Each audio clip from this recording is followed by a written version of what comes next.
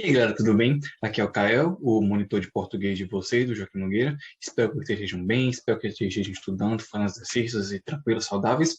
E hoje a gente vai seguir nos nossos conteúdos, vamos falar um pouquinho sobre pontuação, sobre sinais de pontuação, além de resolvermos questões da aula passada, né, da aula de segunda-feira, naquele mesmo esquema, beleza? Nessa primeira parte do vídeo, eu vou explicar um pouquinho sobre os tipos de sinais de pontuação e mais algumas outras coisas, e na parte do vídeo seguinte eu vou resolver o exercício. Beleza? Espero que estejam bem, tranquilos. Quem não tiver feito os exercícios, me mande, dá para mandar, né, no WhatsApp e tal, no grupo, tudo tranquilo. E se tiverem dúvidas também, me mandem as dúvidas que eu vou responder para vocês tranquilamente. E é isso, vamos começar? Deixa eu compartilhar aqui a tela. Bom, os sinais de pontuação, eles são sinais gráficos que contribuem para a coerência e coesão de textos, bem como a função de desempenhar questões de ordem estílica, né? De estilo.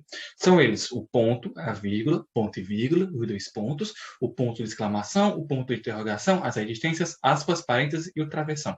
Deixa eu falar aqui alguns, né, o que eles são, né? Alguns são simples, todos são simples, né? É só o significado de alguns que vocês talvez não conheçam, mas você deve ter visto antes e tal.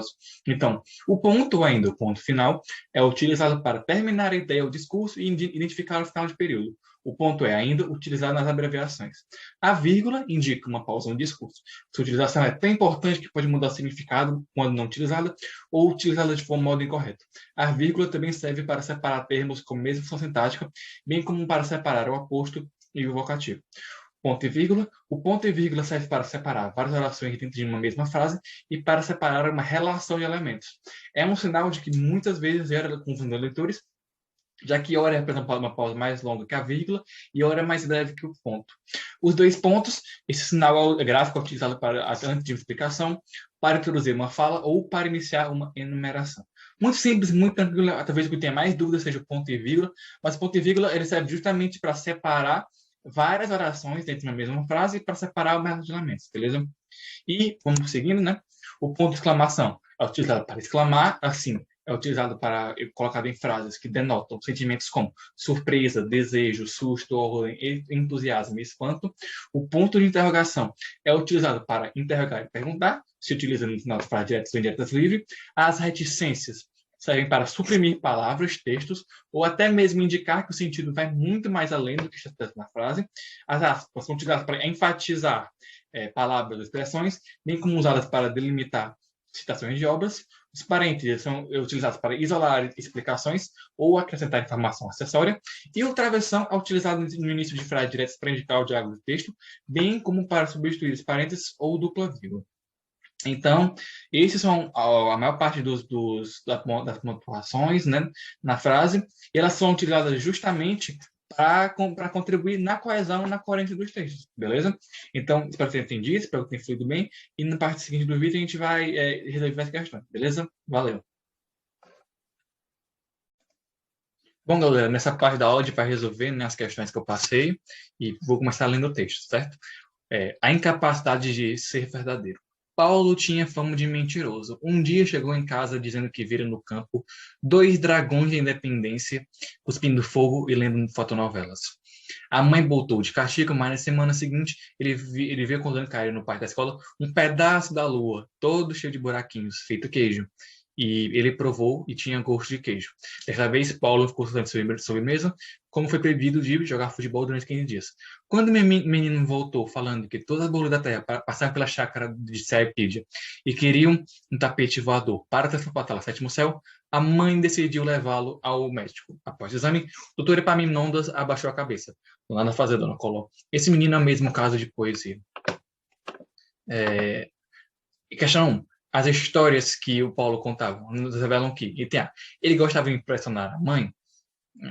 Talvez. Ele tinha o costume de inventar mentiras? Talvez. Imaginava coisas fantásticas?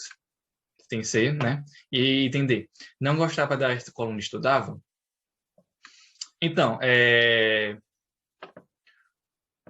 tanto a B e a C teoricamente são corretas, certo? Porque ele inventava essas mentiras, só que o texto fala claramente que o que o que é a mentira, no caso, assim, tipo, ele tá mentindo por um lado, só que por outro lado, ele a partir daí inventa coisas fantásticas, né? Ele imagina coisas fantásticas, sendo basicamente um caso de poesia, certo? As mentiras que ele contava não eram, tipo, mentiras, tipo, paradas de uma enganação, tipo, direta, né? Ele não, sei lá, mentia sobre o preço das coisas, ou falava que tinha ido para um lugar e ido para o outro. Ele falava coisas que são claramente fantasiosas, né? Que claramente são coisas fantasiosas, de fantasia que são fantásticas, né? Tipo, do mundo da fantasia, certo? Coisas poéticas, beleza? E então eu marcaria o item C, né? Imaginar coisas fantásticas, sabendo que o item D também está correto, certo?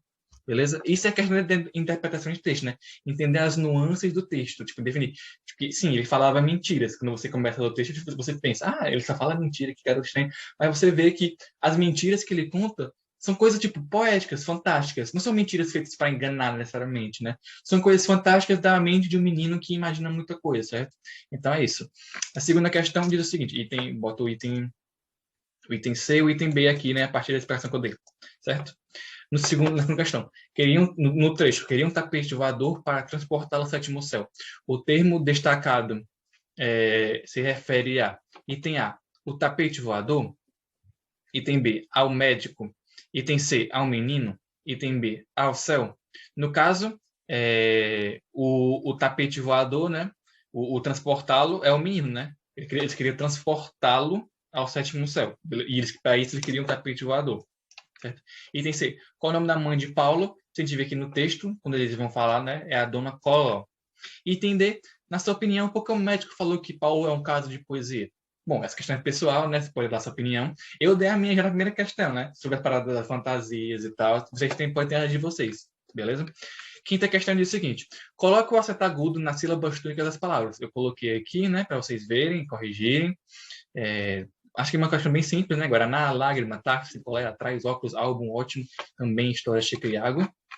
E importante, o acento agudo é colocado sobre as vogais para indicar que são abertos. Já o acento circunflexo é colocado apenas sobre as vogais A, E, I, O para a sílaba tônica, né? Para indicar a sílaba tônica. Em E, I, O indica o som fechado. E aí a sexta questão aqui, né? Use os acentos circunflexos e as outras palavras. Marquês, você, relâmpago, trânsito, inglês, chinês, pêssego, orgânico, japonês, português, estômago, obediência, vovô, mês, infância, robô, lâmpada, pântano e três.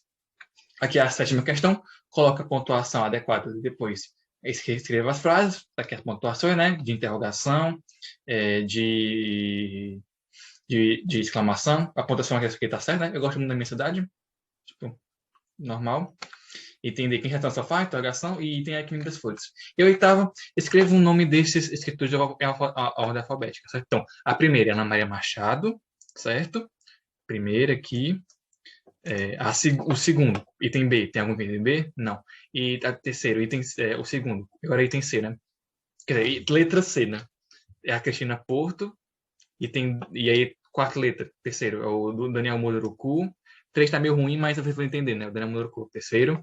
Aí, quarto, deixa eu ver como né? Quarto, aqui é a Elisa Lucinda.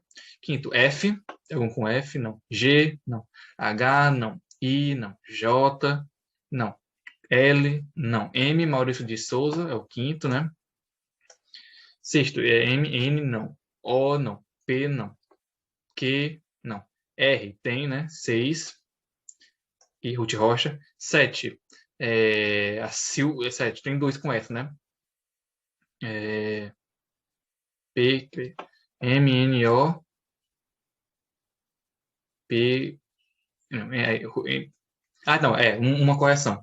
A Ruth não é a sexta, é o P de bandeira, que é o P, né? Eu confundi um pouquinho. P, pronto. Aí a Ruth é a sétima, que é P, Q, R. Beleza? S, tem duas, né? Que é a Sônia e a Silvia. Quando acontece de ter duas letras iguais, né? Você vai para a segunda. Como houve antes do Y, então é 8, 9, 10, beleza? 8 para a Sônia Junqueira, 9 para Silvia Ortoff e por último, né, S, D, U, V, Y, Z, que é o Ziraldo. Então essa é a ordem, beleza? Ana Maria Machado, Cristina Porto, Daniel Munduruku, Elisa Lucinda, Maurício de Souza, Pedro Bandeira, Ruth Rocha, Sônia Junqueira, Silva Ortoff e Ziraldo. Beleza? Espero ter entendido, espero que a aula tenha fluído bem, que vocês tenham feito exercícios, e a gente se vê semana que vem, beleza? Valeu!